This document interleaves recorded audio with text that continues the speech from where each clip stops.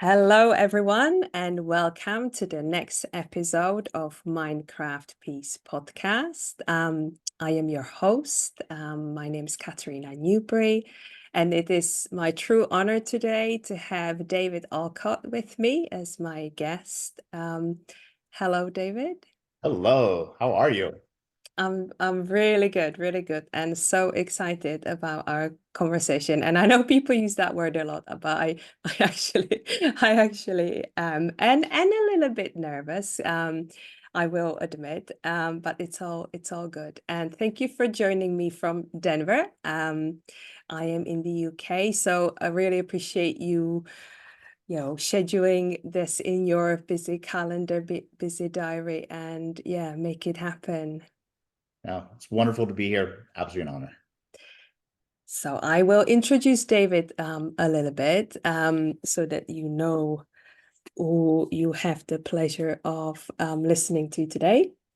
So David is a founder, president, and the CEO of Samurai Success. Samurai Success is a international executive, organizational, and personal coaching firm based in Denver.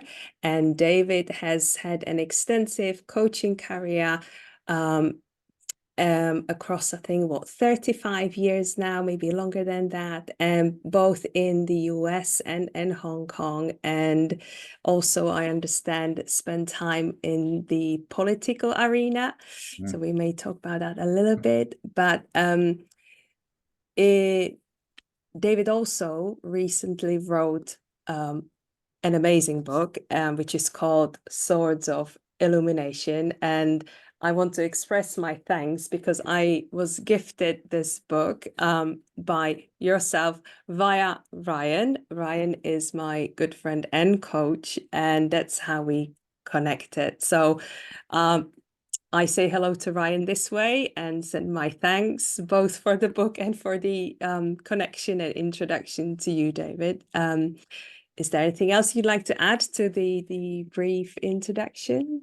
No, but Ryan has spoken just wonderful. You and I have met, of course, just prior Mm, to the meeting kind of stuff. And I'm just looking forward to our conversation today.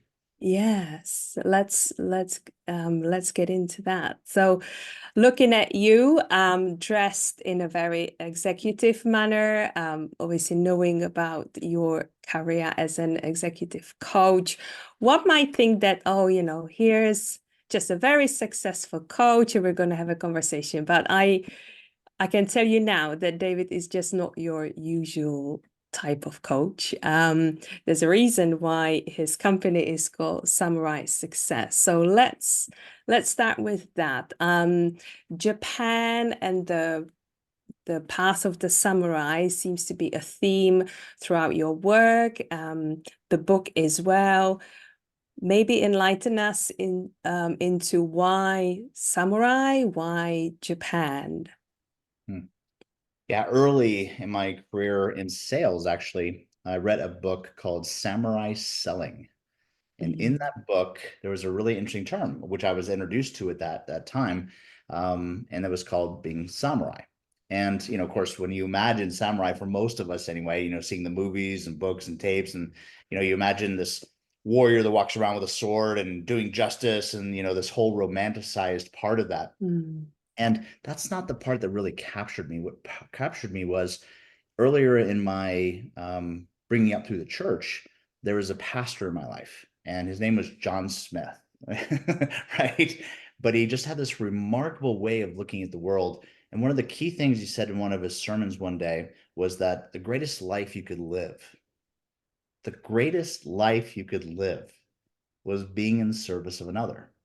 Mm. And that it resonated and haunted me at the same time, because I was like, well, how the heck can I take care of me if I'm so busy taking care of everybody else? Mm. And so that stayed with me, right? Haunted me kind of stuff. And I'm reading this book, and it's talking about samurai. And in this verbiage, loosely translated, samurai means in service of others. I was like, holy crap. There's a metaphor for me here. There's a way for me to connect about being someone and being very resonant about focused on helping other people. Mm. Well, once you get into the world of the samurai, you understand that the world of the samurai, were so focused on discipline Mm, of and toward mastery. And that mastery wasn't being in service of others initially. It was about taking care of you. It mm, was about finding out who you are, making sure you're doing all the training necessary to be able to truly be there and present for other people. And mm, today we talk about how to work on yourself so you can just get the hell out of the way and truly be present for people as a coach. So mm, all this stuff really mixed so beautiful into my identity for who I've chosen to be this lifetime and the company that I wanted to build, which was about helping our coaches truly work on themselves so they can truly be present for their mm, clients. If you don't do that, by the way, you've got your stuff. So let's say you and I are having a coaching session, right? And I've got all my stuff, I haven't worked through it, and you say something, I spend the next half hour explaining, yeah, and this and that, and I've done this experience and this, and that's not helping you. mm. It's about working on me still. So my job as being samurai is truly have worked on me so that when I'm with you, then I can truly be present with you and be a service to you. So that's how it all came together. I love that. And I'm fascinated by the country of Japan. I don't know about nowadays, but it gives me the impression that a lot of what historically they would, as a culture, focus on are crafts and activities and disciplines that really do are about mastery, about craft, about, really dedicating yourself to something, be always the student. So if you look at calligraphy, martial arts, ikebana, all of that is very mindful activities that take a lot of patience, a lot of time as well, and are not necessarily about the end result. So that's fascinating for me, for you to say that as a coach, because nowadays still a lot of, I imagine also a lot of the people that you work with are work in a culture that is focused on the end result, on profits, on products, and there is no focus on the journey at all. So I wonder how you marry that up in your work with your clients. How does it work? So you've got all these, successful executives, and now you come in with this approach. And it's a very different way of approaching life. There's no doubt about it. Mm, Focusing on the task, focusing on getting the result, and then you measure yourself kind of I have to do this in order to have this, in order to become this. mm, So I have to do work to have money to be successful. And that's how most of us on this planet are driven. And I was like, well, I was following that path for a very long period of time. And yet, of all the wealth that it created, the fitness that I had, the motivation that I had, I wasn't happy. I wasn't mm, fulfilled. So mm, you have all this money, great. What are you doing? I mean, how are you really filling a life of purpose? And I didn't find that until I found a new way to take that same do, have, be strategy. And I was introduced to be, do, have. mhm, And I know that sounds really, well, gosh, there's the same things. Sequencing is important in this physical realm. Change one of those aspects that totally mm, changes your experience of things. There's a critical path if you're going to be successful and driven by those results. But if you take a look at nature, what's the end? What's the end goal of all this stuff? Is that we're going to transition to something else, right? We're going to die. And mm. so that shouldn't be our focus. It's about how we live the Yeah. journey toward that end is what the very successful people on this planet do.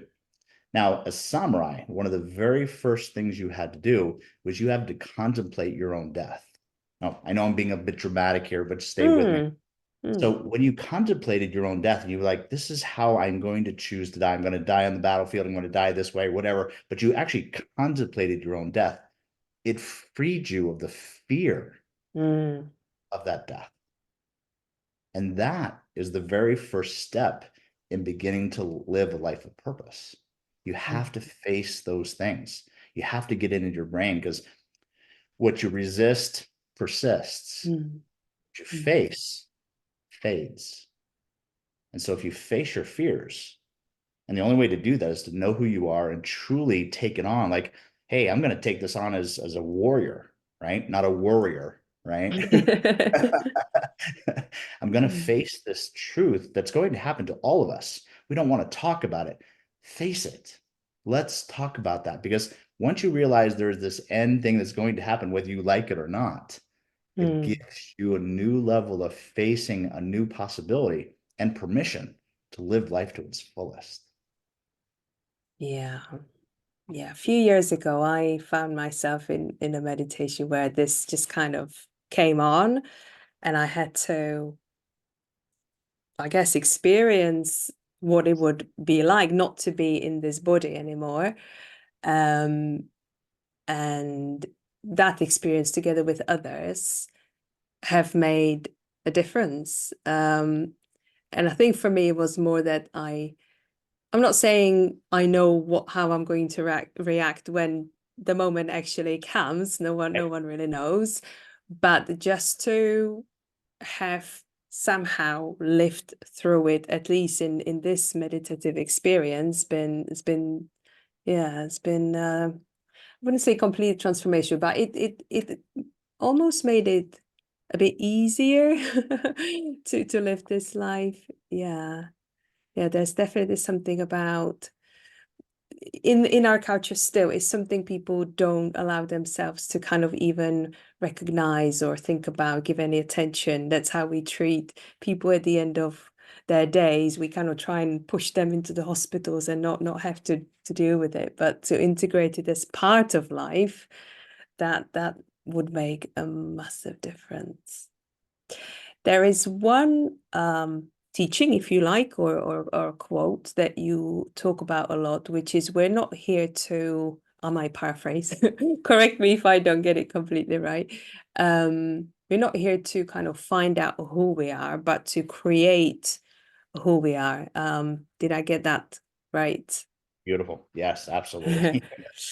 So I'd love you to talk about a little bit more about that. And before you do, I completely get this now, but say a few years ago, I would probably be really trying to understand first who I am. I wouldn't be ready to step into that notion of, okay, I can actually create who I am and then take action and take steps to do that. So maybe you could comment on both of these stages, maybe they are, yeah. Or maybe not. I don't know. You're beautifully advanced in your thinking already, because this whole idea about understanding this principle. I'm not here to discover who I am. There's no pre-written thing that sometimes our books, seminars, well-meaning people in our lives have said, you got to find out who you are, as if there's this magical tablet written somewhere that says, Katharina is this. And as soon as I find that tablet, oh, now I know who I am. And now I'm being dramatic here. But this was what Mm, it sounded like to mm, me. I was growing up. mm. It's like I was on a magical hunt. God had put something somewhere, a magical tablet that I had to go on a search and find out that thing. And then I was watching people not on that journey that were being very successful around me. And I was like, well, what's the difference? Mm, And I started recognizing something. Now, I didn't have that full articulation until I was studying with masters of spiritualness and things like this. And they said this theme over and over again, where you are here, the one single thing that you get to create while you're here. Now, for those of the audience that are control freaks like myself, my ears went, what? I get to control something? The one thing you get to create and control is your identity. So no longer is it a search for me looking out there for who I am. This is a technology to be able to create internally and then express that outwardly so that people have an experience of who you say you are. And that's what this mm, whole place is designed to do. In the spiritual realm, my understanding is, and by the way, every one of us is going to find out if I'm just not, making stuff up here. We're going to know this eventually. So we just have to understand how we're going to get there anyway. So the spiritual place that we come from doesn't have the opportunity for us to experience things, mm, because you are the light there. You are the complete of everything. There is nothing that is not you. So this whole place, this physical realm, as my understanding is, was designed for us to have a place as a soul to come into this avatar, this meat machine, so that we could then express and experience that divinity in this space, something we Mm. cannot do in the spiritual realm. This is an incredible, magnificent place that we've forgotten about. And we've Mm. got to get reawakened to that beauty of this place. So once you understand that what this place is designed to do, it's singular. From a soul perspective, this physical realm is designed, created for you and I to come and experience that which we say we are. Pure creation, pure Mm. creation of the physical plane, and then creation of me in the physical plane to have an experience of that, something I cannot do in the spiritual realm. That is a powerful message. How you express that is a multitude of variances, right? You could be a Mm. doctor, you could be a lawyer, you could be a nurse, you can do all these things. These are the vehicles in which to experience yourself. But the very beginning of that is that we get to create and choose that experience. And for me, I totally forgot that. Totally forgot that. But when it came to me again, it was so powerful of a message. It resonated so completely with me that I couldn't get off the path. It haunted me, as I wrote in the book. Mm. It just grabbed hold of me and wouldn't let go. Thank goodness, because I wanted to talk myself out of it plenty of times, but it Mm. just stayed with me. And it's kept me on this adventure this whole time. Well, there's so much you've just said. I'll try and come back with it with a few comments. And for anyone who maybe is new to hearing, such a perspective on life, and death and beyond, there's just reflecting, I guess, on my own journey. There comes a phase when you say, accept that, okay, we are not just this body, and yes, there are other dimensions, and life doesn't finish when you die. And then you get into a phase where you're like, we're given free will, and we are incredibly powerful. And like you've just described, we have the ability and to create, well, anything really that we wish. So the realization of like, yes, I have this power. It can freak people out because it's like, oh my God. Or like just deter because it's like, this is too much. I can't comprehend this. And then, yeah, you spend some time working that out. And then there's the application of like, okay, so I've embraced this, I've embodied this, and what do I do with it? What you just beautifully described. So say our samurai has got to this phase of knowing he or she wants to create. And now that I've said she, another question popped to my head. I love that you mentioned in your book, well, Swords of Illumination, the fact that samurais are not only men, are not only males, but also females. And I will admit, I don't know whether you talk about it in more detail in the second half of the book, but would you say maybe through your experience working with women or just taking your ideas about it, about what you know about women, is there a difference to the samurai way, the samurai path, the application of the practices, the rules that is different for women samurais? So the women of Japan were trained as warriors, and they had to protect it because Mm. when all the men were out doing these battles somewhere, the houses were left unguarded. So someone had to protect. So Mm. the physical warrior samurai that you and I are talking about right now is different from what I'm promoting from the psychological or the part where you go, what is the principles of being samurai and truly being in the service of others? How do I get there? So it doesn't matter if you're male or female. Those are Mm, contextualizations within this physical realm. When you and I remember we're divinity, then being in service of others is easy. It's when our ego creeps in and we start mm, putting things into these categories, and this goes here and this goes here, and another, these things can't meet. And we've developed this whole world of this or that. mm. And we talk about this in the book, where in this yin yang symbol right behind me, and I was that's going to ask about that. right, Yeah. is that this and that exists Mm, simultaneously in the spiritual realm. It's the human being and our interpretation of those things that creates a lot of this confusion. So even if you're inspired by your soul about something, that still has to come into what we call programming. Your subconscious mind mm, holds this stuff called programming. By the time you're 7 years old, every single context that you have in your life, every subject, money, relationships, how much you're going to weigh, what you're going to look like, feel like, your disposition, your personality, mm, all of us have been developed by the age of 7 years old into these things called programs. So when we run into, I mean, because people say, well, how do rich people, teach their kids to be rich? They've been in the environment, they don't know how to not be rich. They've been in yeah. this mental thought process. They Mm, just don't know it because they've not experienced it. Well, that's something actually is called programming. mm, And that programming teaches you over and over again how you're already going to be making decisions when that other subject comes up. So if money ever comes in your life after the year, 7 years old, your programming, subconscious mind or brain says, this is how I'm going to handle that. These are my strategies. These are my behaviors toward that, mm, even if they're not successful in getting where you say you want to go.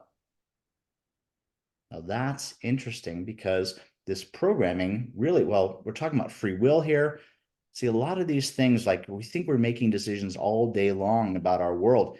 Truth is that programming is telling you what you're going to do because you, right? Know thyself. And if you're anything like me, and let's just take me for a minute, then I run into these, I started recognizing these patterns, Katrina, that whenever I was running into a situation, I would get hooked by this stuff. I'd get angry. I'd get some kind of mm. emotional. And I mean, it would come roaring out of me. And I was like, who is that? Who is that person? Like, I was like, that's not me. There, Mm, what just did I say? mm, That's not. So all of a sudden, what was happening was this theme. When I was going out in the situation, I thought I knew who I was, and then I got hooked into mm, forgetting who I was. mm. And that was a fascinating moment for me because it kept happening. And by the way, I'm incredibly stubborn, obviously, because I don't seem to get things right away the first time. It takes me a while to get it, but once I get it, I'm pretty dialed in. And that theme kept happening over and over again. And I had to start taking a look at, hey, what's causing me to do that behavior once I get hooked? And how do I change that? Because I don't like that behavior. It doesn't represent who I am Mm, anymore. mm, So what's the end of the conveyor belt? Because I see the behavior happening, I see the event happens, I see the behavior causing, and I get hooked. I can see the flow chart, the pattern of it. What's causing it? And this realization brought us to this thing called programming. So if you want to make more money, for example, let's do this. Let's imagine your belief systems. Once you enter this physical realm, you enter in this amazing place that we just talked about, the magnificent beauty of it. But everything in this realm is simply a belief that you mm. hold about that subject. We confuse that as the absolute truth of it. Like my belief is the absolute truth about this subject. That may be true for you, but it isn't the experience of other people. That's an interesting facet because it can work for you and it can actually work Mm, against you, right? So as I started taking a look at what was triggering me to cause me to behave this way when I didn't want to behave that way, whether it was toward money or other people, or I was driving in traffic and someone would cut me off and I go, brah, where was that coming from? And so the Swords of Illumination is that journey for the last mm, 35 years of understanding the elements of that program. We talk as spiritual beings, as human beings, that we have this free will. I will tell you that's not been my experience, because my free Mm. will wouldn't have told me to react that way or behave that way to that event. I'm being triggered. Is triggered being free will? By the way, the world is yes and not either or. See, I almost caught myself, right? Like either Mm. or. It's this and. So Yeah. I wanted to find the source of that behavior. Mm. And finding that source of that behavior allowed me to change, because remember, behaviors are tied to your results in this lifetime. If you don't like the result you're getting, you've got to look at the behavior that's Mm. causing the result. There's a correlation between, there's a complex equivalent, an equal sign that says, hey, I can see the results. I don't like that, but I really don't want to change my behavior. Well, the definition of insanity doing the same thing over and over Yeah. again and expecting a different result, behavior result. There it was in the equation. So if I wanted to change the result, then I had to change my behavior. But Mm. that wasn't the end of the equation. That wasn't the end of the conveyor belt. Mm. What was causing the behavior? Well, there's feelings, there's perspective, there's all these belief systems, values, questions, and there's a way that it actually sequences together to create a program.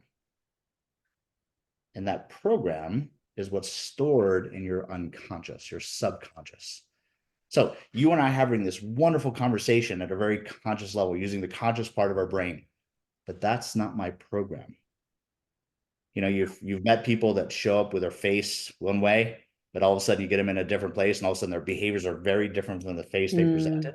Mm. You and I both do this. We all do this. We want to show up with our best face. You're going into an interview, you're dating, you're going to put on your best behavior. But then, after the dating and the honeymoon phase, you kind of get into your, whoa, that wasn't the person I was dating. That wasn't the person I was interviewing, right? It seems to change. Mm. So these are all demonstrations of programming. So the question then became, well, if I'm truly divinity, I'm a child of God, then I would have the power to change that. Mhm. Well, if I do that, what does that structure look like? The Swords of Illumination are my interpretation of the 12 elements of that program. So if you really want to change the experience of your life, this is where you got to get to. And that's Mm. where being disciplined around mastery is about working on you. And these are the insights, principles, concepts, and tools to help you focus on that structure of who you say you are. When you change that, everything else in this place changes. Yeah, we create our own realities now. We I've do. had what you just described, kind of, I had a similar journey, but as a parent, so my children would bring up many, many situations that would trigger me. And I was the type that, yes, for a while was just, well, first wondering, why the kids are doing it, then realizing that, there is something about my reaction that, is not what I want. Then there was a phase of, yeah, I need to change my behavior, but how? Because it's the subconscious. And it's been many years and it's ongoing. And yeah, it goes back to a lot of inner work, a lot of reflection. But it starts for me with awareness, um, just either being gifted with some kind of inner awareness or finding moments for self-reflection, to pause, to, yeah, kind of look at your behavior. Um, and it still seems it's not something that people kind of do. A lot of us still kind of live on the just conveyor belt of whatever the day brings. So what's helped me greatly is a daily meditation practice. Yeah, I've been over time getting these aha moments, like my moments, or I just saw a perspective that I couldn't see before. It's been wonderful. Highly recommended to everyone. And what I love about samurais and the martial arts culture as well is that meditation, self-reflection is at the core of what they do is I don't know about where you learned. I didn't say you were black belt, and there's a special type of black belt, second grade, Second second degree. grade black belt in Aikido. And I noticed, at least where I live, that this aspect of the art, that's why it's called a martial art, is not really passed on to the kids that they learn. It's very much about just using the force, not so much work with the energy and the mind. So maybe you could tell us a little bit about how Aikido and meditation, I don't know if you meditate, how that does it have a place in your life? Do you do what do you do for yourself for, self-awareness and reflection? Yeah. Oh, yes. I have so many different rituals about this. Studying martial arts, I actually took 20 years off from Aikido and just got back into it last 4 years. And I'm also studying the art of drawing the samurai sword, that kind of thing. And all those things are great practices around principles and concepts and mobility for my body because I want to stay really active as I get older. So, but I love the mentalness of Aikido. Mm. I don't want to learn a martial art to go fight more. I used to fight a lot when I was younger. I Okay. moved through that phase. I thought I was doing it for the right reason, but again, it wasn't changing anything. It was just making me more angry. As a matter of fact, even after I won a fight, I always felt so bad because I'd hurt somebody else. Oh, okay. And I was just broken by that, and even if they attacked me, or I just, it was driving me crazy. It was like, Mm. how do I get to a place or my own self-identity that would stop hooking me for the need to fight? Listen, inside of me, I'm very thankful for if something were to happen where my family was challenged or something like this, and I needed to come forth as Right. that warrior, it's Mm. in me. I know it. I do not have to question it. I don't want to bring that out anymore if I don't have to, because it's not how you see me now. That's a different place within me. Mm. But if I needed that, I'm so thankful. I know that that's there. Mm. But I do not study martial arts, and I haven't for the last 30 years kind of thing, with those 20 years kind of break. But all those years of experience about calming me down so I don't get triggered. So the best martial art, seriously, the best martial art for me today is working on me and Mm. who I want to create as my identity. In the world of Aikido, it's about blending with each other. And you're using the other person's energy. It's a defensive art. Where karate or jujitsu, something like this, are much more offensive art. It can Mhm. be defensive, but someone attacks and I attack back, and whoever does a better attack wins. And we see a lot of that in corporate America, right? With management and employees, right? I'm Yeah. going to win, you're going to win. It's just a constant conflict. Mm. In Aikido, the conflict still exists, but you, as a master of the universe, if you will, I know I'm being bold here, but you take that energy and you blend with it, as Mm. opposed to going right at it, kind of stuff, which only creates more and more escalation of conflict. And the only way I found to do that for me was de-escalate the conflict within me. Because when someone comes charging at me and just rah, screaming, yelling, oh my God, I was triggered. I was like on, rah, and I needed to scream back. Today, it's about they're Mm. screaming and yelling, and I realize, oh, they're asking for help in the way they know Mm. best. Because we're just kids. All this programming, by the time we're 7 years old, we have all Yeah. these strategies about how to deal and get your attention. And if, oh, you're not paying enough attention to me? Let me yell louder. Yeah. Let me put some funny wheels on my car to get your attention, some loud music. We're all doing this stuff for attention, Dreamer, Because right? even negative Oh my gosh, yes. attention is still attention, isn't it? Still getting Yes. your attention. Yeah. By the way, I don't need to tell you as a mom about how negative behaviors can get us positive attention, right? It just, it works. And once it's proven to us as human beings that that strategy works, I continue that strategy until it doesn't work. So the best martial arts strategy is about me working on me. How I approach that is from a philosophy of being a samurai, of being truly disciplined to mastery. I'm not working on me to impress you. I used to do that, but now it's not about impressing you or even impressing me. It's about doing things that really represent who I am.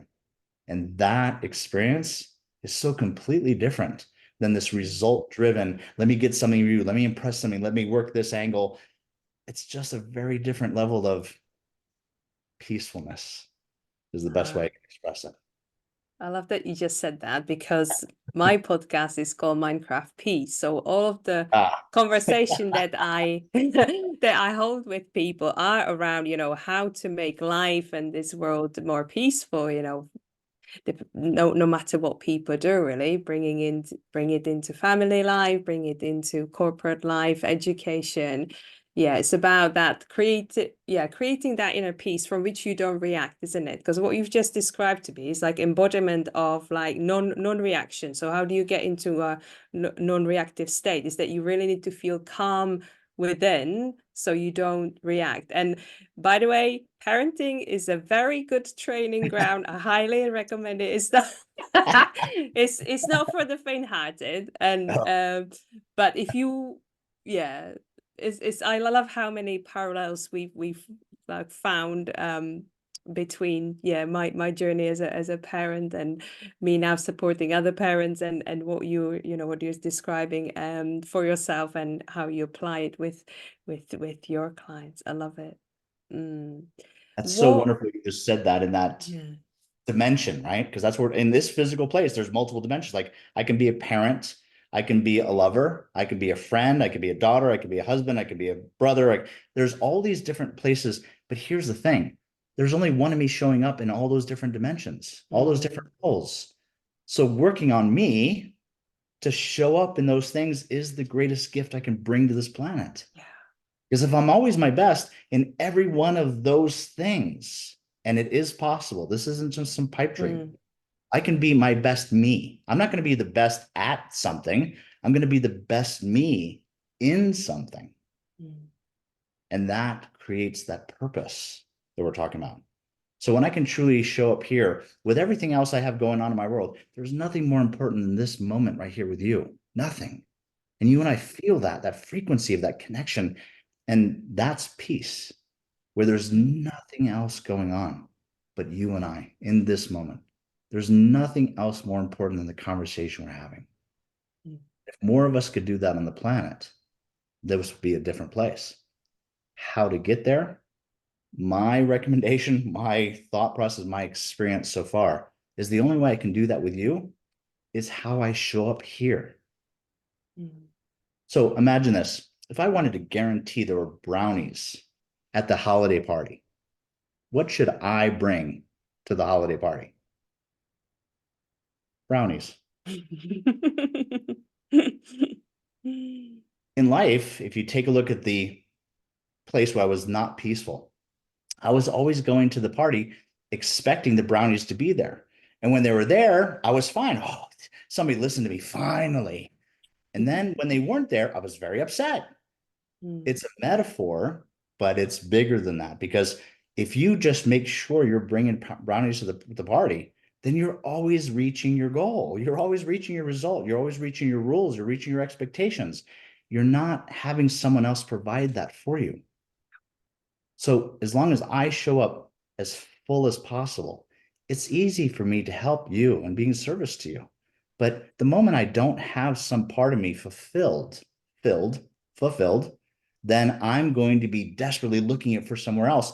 And that never solves the thing. That's our ego driving us to solve things through getting something out here and bringing it in here.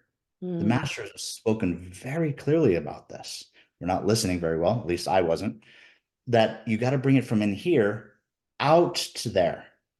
And how that journey begins, how it works, is from a place of the Swords of Illumination, the elements of that programming. And when you can work on you, again, it's the greatest gift you can bring to this planet. It's not based upon your ego because you're truly reaching it for the service. I'm going to work on me so well, so masterfully that I can get out of the way so I can be present here for you. And working on yourself also includes that the element of self-care and self-love, because that was kind of my starting point, was that I really actually needed to attend and learn to attend to all of my needs before I could then go out and be of service to others, to first my immediate family and then kind of wider community. But until, yeah, it wasn't until the point I was aware and consciously fulfilling those needs that I was able to do that. So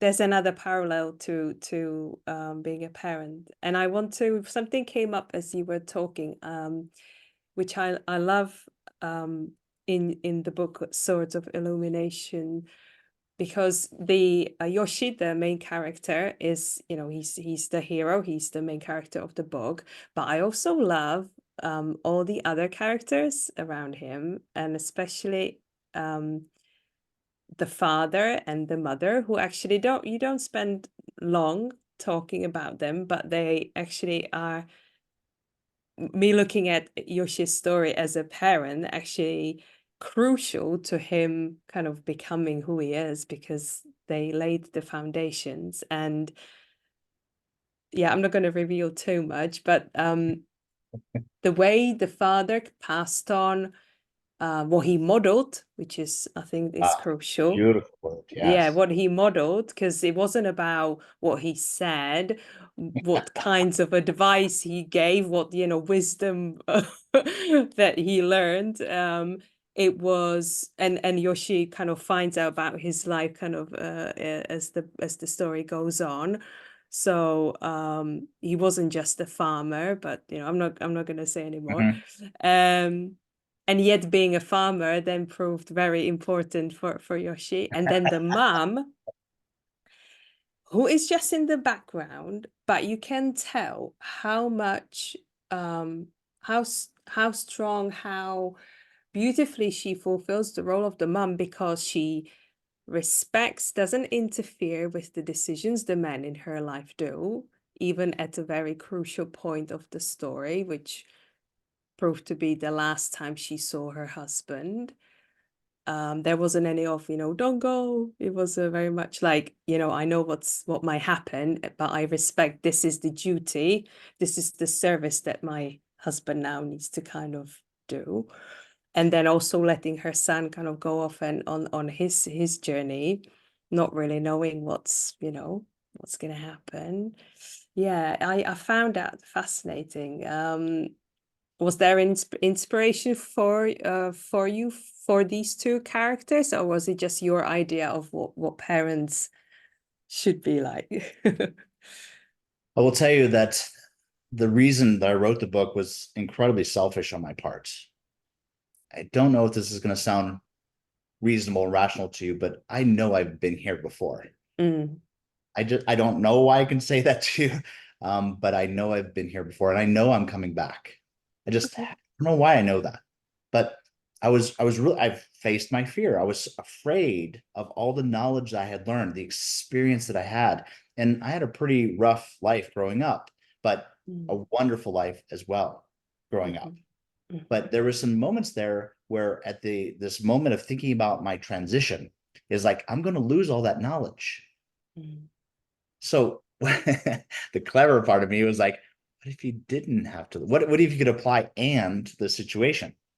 What if you wrote a love letter to yourself and had that published mm, so that when you got back here, you could mm, pick up that love letter and start anew from a mm, very young age? Or more incredibly, that someone else picks up that book, takes it on as a level of mastery, and really evolves it to the next level. mm. And I come back, and that person then coaches me on that material that I pulled Oh, through. wow. Come on, if we want to get imaginary, let's get crazy, right? Well, I was So thinking more along the lines of, like, you know how we forget everything when we come back.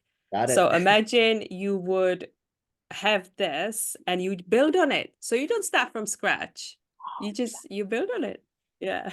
And then you come Love back, you read it again, you're like, oh, and it will resonate with me. I wrote it so Mm, that it would resonate with me because it's a story in there, right? If you give me all technical textbooks and stuff like this, mm, I'm like falling asleep every 10 minutes. But technology wrapped into this story, this mythology, this odyssey, is what really intrigues me. My favorite author of all times is a gentleman named Og Mandino, and he was a master at crafting beautiful life principles into this mythology story. I mean, it obviously, because you're reading the book, you can see that characteristic in there.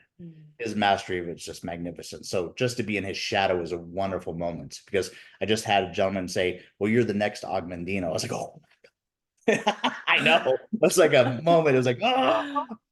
So I was just very honored by that. But this is exactly why I wrote that, so that when I got back here, I could start from that, which took me all this period of time to get this and gain this knowledge.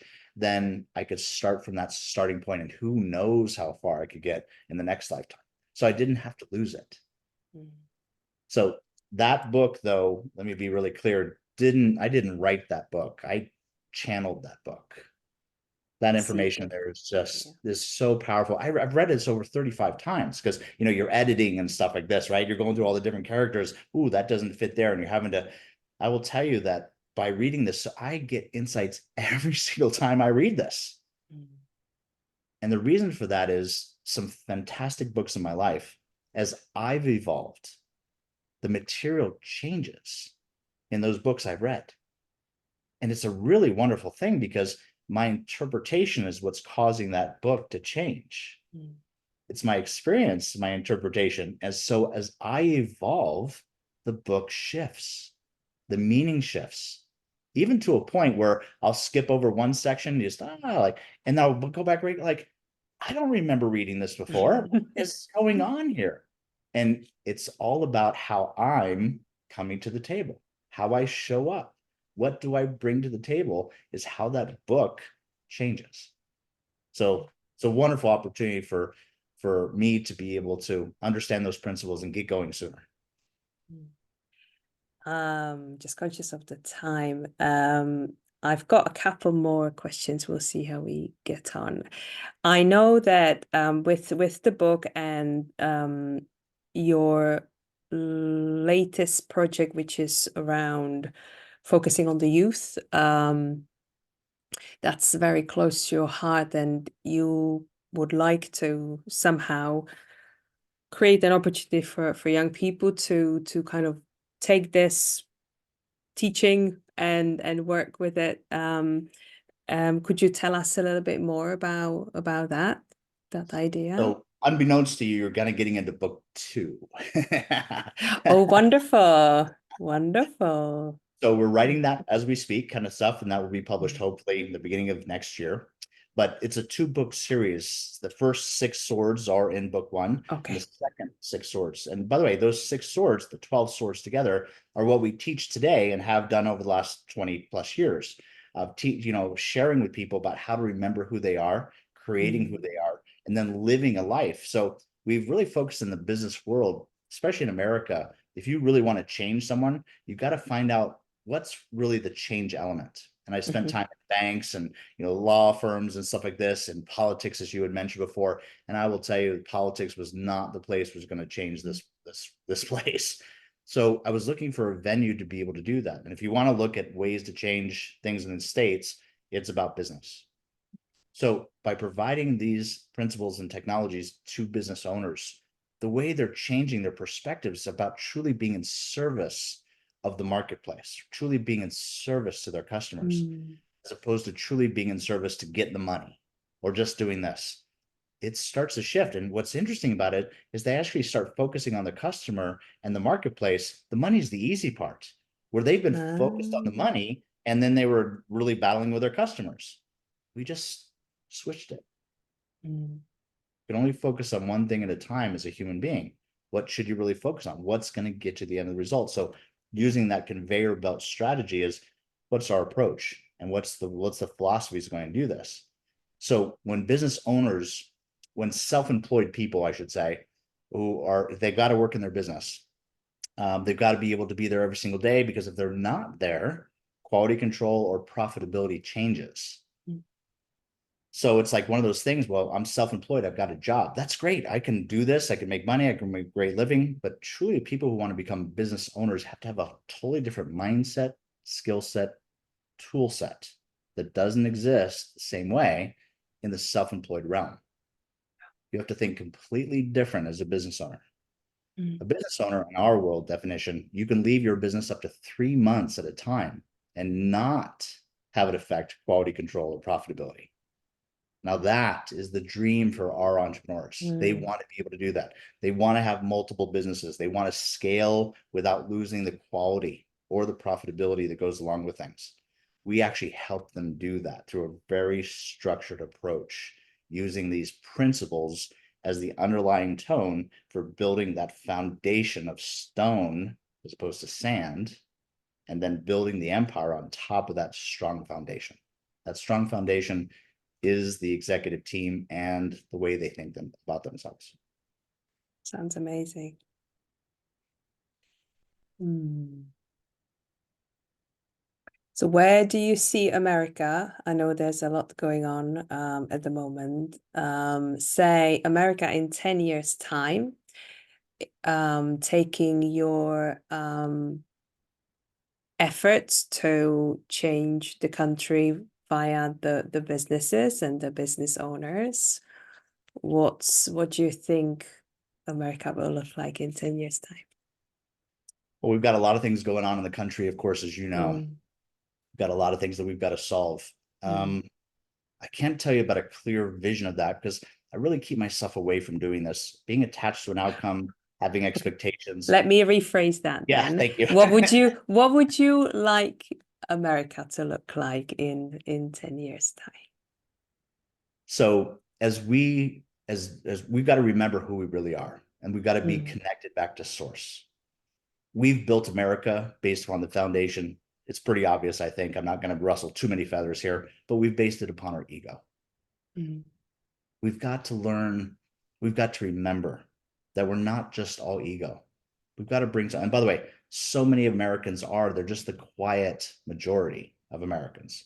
And we've got to bring able to bring our spirit back to life and integrate that into our business and our families and all the things. We got to bring that spirit back into that. And the only way I know how to do that is through myself and through each one of us individually. That's why the focus is on the technology, not about necessarily where you want to take the technology, but the technology exists to be able to support you where you want to go. So this idea about really getting back to this trust in ourselves, right? If I'm using my ego and I trust that, then I'm going to continue to build America as it is. If I start bringing my soul into the conversation, it doesn't allow for the stuff we're doing with our ego.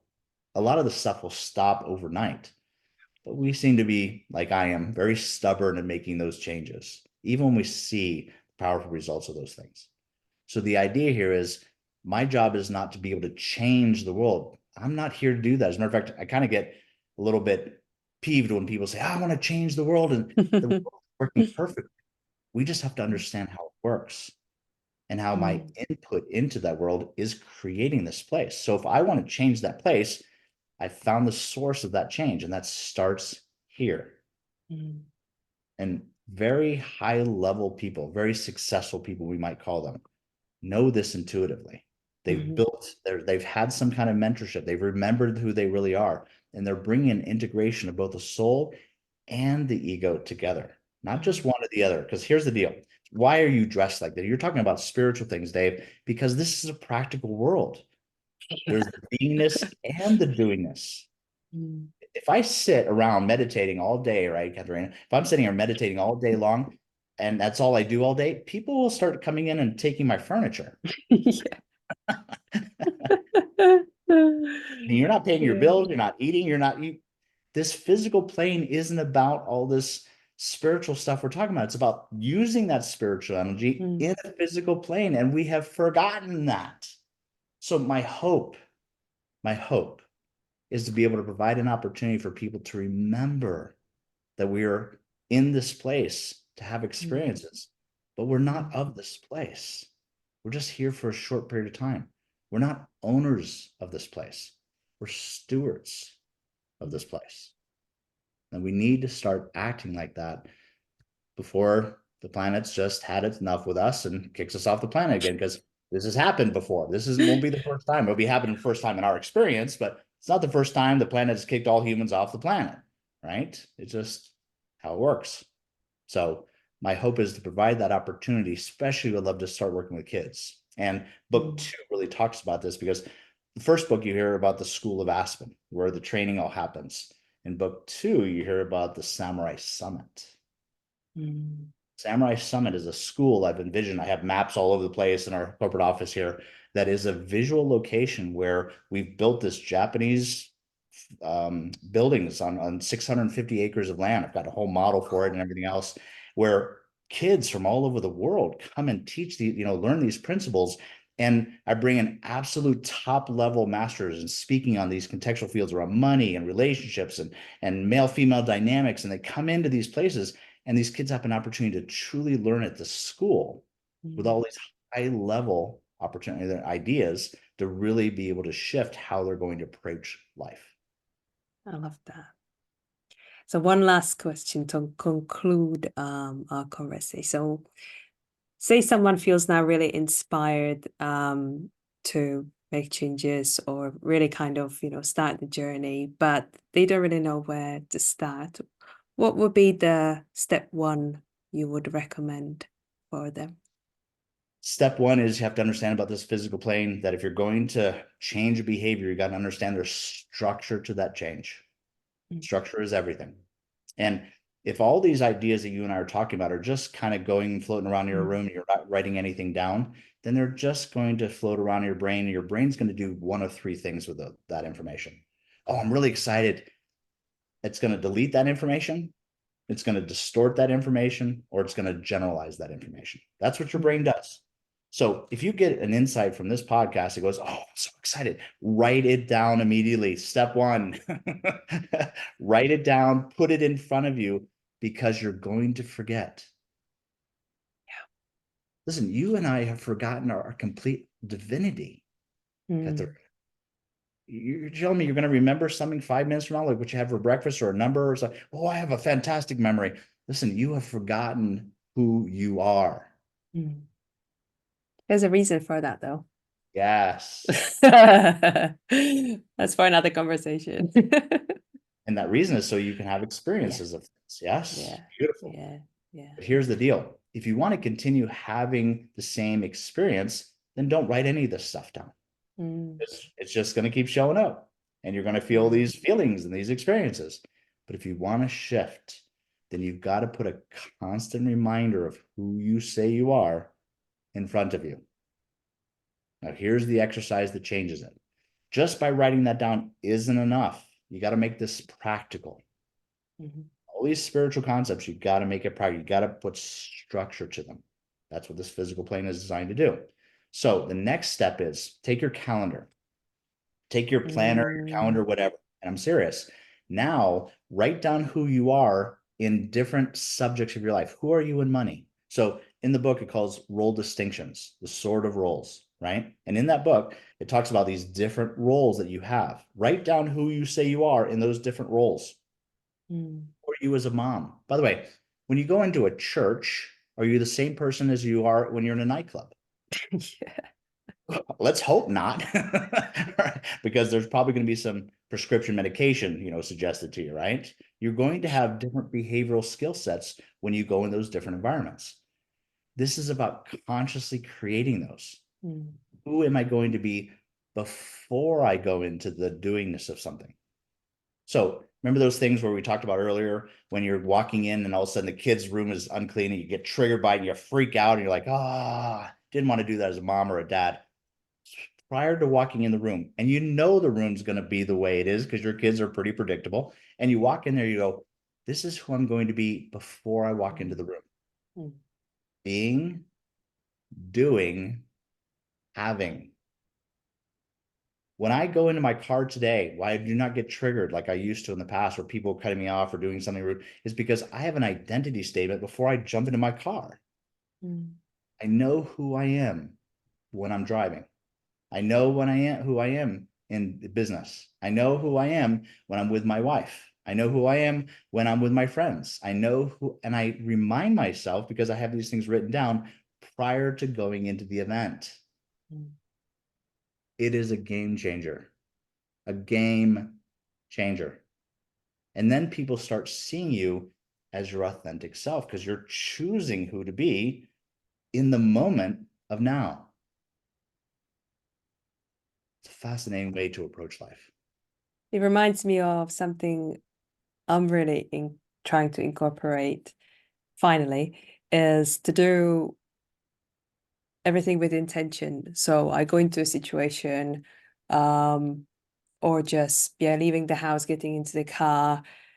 So I would try and remind myself what I want from this situation now, and like you said, who I want to be. But it's taken me a while to actually apply it. So, but I'm getting there, so that's good.